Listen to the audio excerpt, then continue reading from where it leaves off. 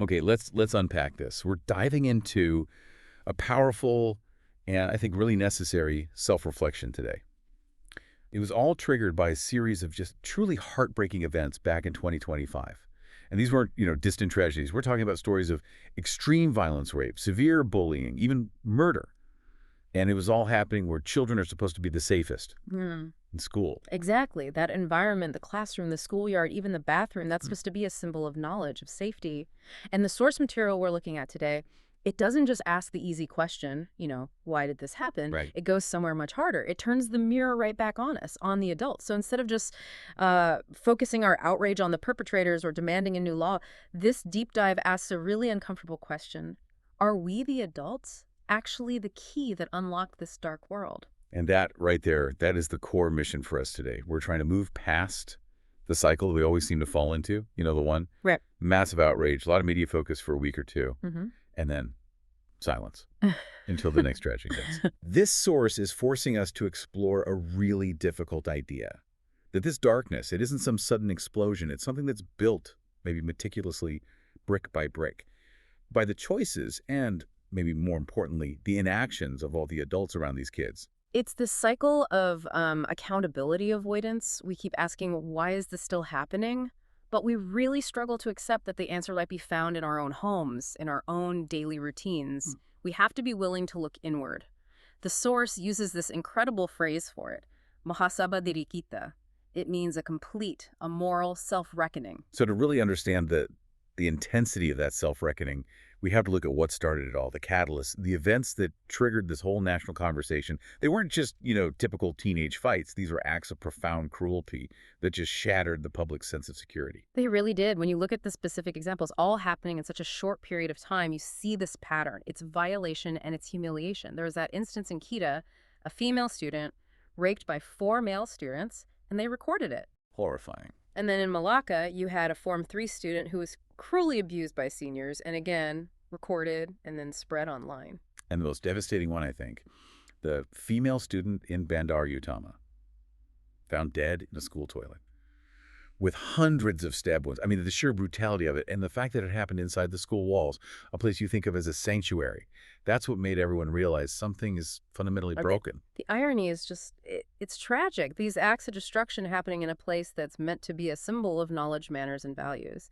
And the source points out that the pain here, it goes beyond the immediate victims. It's that awful realization for every parent that the children they're raising to be, future leaders, could somehow become the destroyers of someone else's future. And that leads to this dual fear. It's a crucial point the source puts front and center. We all worry naturally that our kids will become victims of this kind of darkness. That's the easy worry, in a way.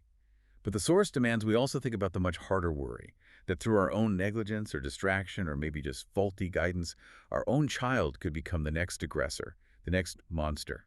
That is the pivot point. Which one is harder for you, the listener, to confront? The idea that your child is suffering or the idea that your child is inflicting the suffering? If we think we're raising future leaders, how does that person? How do they become an agent of destruction? And the source argues this transformation is subtle. It's a consequence of the values or maybe the lack of values that we model for them. And nothing defines that modern environment more than the digital world, the screen in their hands. You can't talk about a youth crisis today without talking about that small screen. The source makes it so clear that kids today are they're absorbing a virtual world that has basically no boundaries, no context. Absolutely. Think about what they're taking in every single day. The source lists it out. Violent videos, obscene jokes, a culture of bullying where humiliating someone is seen as entertainment, unfiltered hatred. For, past generations, seeing something like that was rare. It was external. Now it's constant. It's curated by an algorithm to keep them engaged, and it's all happening in their bedroom. Yeah, my parents used to control who I hung out with, what time I came home. That was how they filtered the world for me. But now the battle is internal. It's happening on a 6-inch screen. We are losing the ability to filter anything because they carry the entire unfiltered world around in their pocket. Which brings us right back to adult complicity. The source asks the question directly. Who gave them the key? Who gave them the key to this unregulated, boundaryless world? We did. We did. And usually with the best intentions, right? For easy contact, for schoolwork. Or just not wanting them to be the only kid without a phone. Sure, But the result is what the source calls surrendering the souls of our children to the virtual world without supervision. That's a powerful way to put it. It's the ultimate paradox. We buy them the device to be a tool for, say, education or connection. But the tool ends up controlling them. And the thing meant to educate them is actually what's molding their character. And what's really fascinating is how we model this behavior. We worry about their screen addiction, but how many times are we distracted by our own phones when they're trying to talk to us? When they're just trying to show us a drawing or share some small worry? All the time. We complain they can't focus, but we're the ones showing them that a real human connection can be instantly interrupted and replaced by a glowing screen. That's the real loss of focus, isn't it? Yeah. It's ours. We lose focus in front of them. We teach them without meaning to that our attention, our affection, it's conditional. It can be interrupted. So, of course, they learn to seek that validation from something more reliable and often more destructive, online. The immediate reaction to these tragedies, as you'd expect, was a search for quick fixes. The government started considering things like limiting social media for kids under 16 or tightening security checks in schools. And on the surface, those steps feel right, don't they? If the phone is the problem, limit the phone. If the school feels unsafe, add security. We crave that visible, tangible solution. But the source argues these steps are, well, not enough. They might even be too late. Why? Why too late? Because the analysis pivots from external control to internal health. The source argues the real problem isn't the phone. It's not the absence of a law. It's the soul that has lost its values. If you just put a curfew on social media, you're treating a symptom, not the actual disease. So restrictive law might get you temporary compliance, but it doesn't actually teach a kid empathy. Or self-control. Exactly. The source makes that distinction so sharply. It says a law can control behavior, but it cannot heal a damaged heart. You can block internet access, but that cannot restore dead empathy. It's like we're trying to build higher fences when the ground inside is already poisoned. That's a powerful analogy. We're so busy looking for who to blame, the system, the school, the media, that we forget to search for what is actually missing inside the child. And what's missing, according to this, isn't some big single failure. It's the slow, corrosive effect of small, repeated neglects. That's where the source hits hardest. This dark world isn't created in some dramatic flash. It's built slowly through 1,000 small neglect. And what that means in real life is, allowing them to watch whatever because you're too tired to have the argument. It means not fully listening to a small complaint because you're preoccupied with an email. It means being too busy to notice that subtle shift in their mood, that sudden quietness, or a new flash of anger. So the key to the darkness, it's not one big door we opened. It's 1,000 tiny cracks we allow to form in the foundation of their character.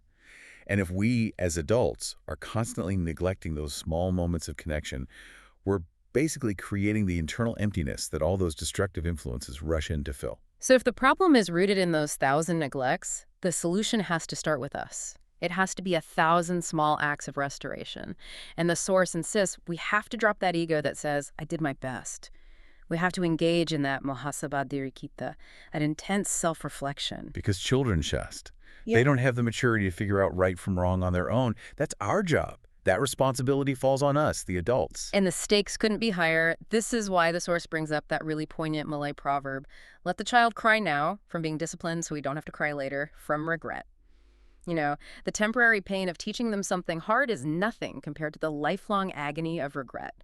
Let's break down the 5 critical questions the source urges every adult, every parent, to ask themselves. They're really designed to pinpoint where those small neglects might be happening. Okay, first one. Do I truly listen? And this isn't just, hearing words while you're scrolling on your phone. Yeah. It means full attention. It means putting the phone down.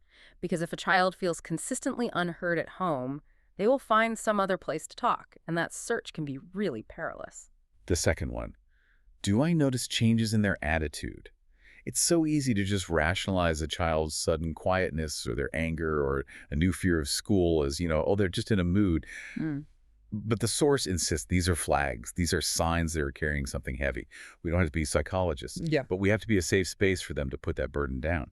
Third, do I know what they watch? This is so fundamental. They're not shaped by what we tell them to value. They're shaped by the content they consume every single day. So if their constant intake is humiliation, casual violence, disrespect, that becomes the blueprint for their own value system. That's how they learn to navigate conflict in the real world.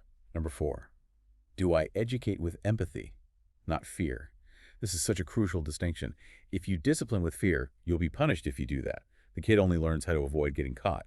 But if you educate with empathy, doing that hurts other people because they start to internalize the actual human value of kindness.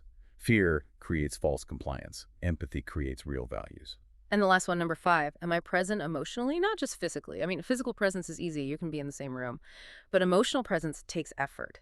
It means giving your time, listening completely, appreciating their small victories and their struggles. Because children who feel truly seen, who feel understood at home, they rarely need to seek attention in those dark, destructive places that lead to tragedy. So the conclusion we can draw from this very difficult deep dive, it's clear. And it's incredibly challenging.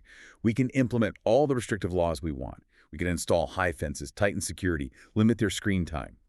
But if the heart is still empty and the soul is wounded, our children will continue to get lost no matter what boundaries we set. Yeah. As a society, we are so focused on making sure our kids don't lag behind, in tech, in academics, but we rarely seem to worry enough about them losing their core human values. We push them to be smart, to be successful, but we often forget to teach them how to be kind, how to have empathy. The source does offer a glimmer of hope, though. This dark world wasn't built overnight. It was built on 1,000 small neglects, on affection that was delayed, on attention that was outsourced to gadgets. So the good news is, as the source says, the key is still in our hands. If we choose to look inward, to reflect, to restore that attention, we still have the power to close that door. And that choice is yours. It has to be constant. It's not about one big gesture. It's about restoring those 1,000 small acts of connection day after day. Don't wait for the next tragedy to feel that urgent need to care, or the next headline to feel that regret. What small, neglected moment of connection can you restore today? Because if the world is getting darker, well, perhaps it's just because we forgot to light the light in our own homes. And that is a powerful thought to end on, and one we really hope you take with you.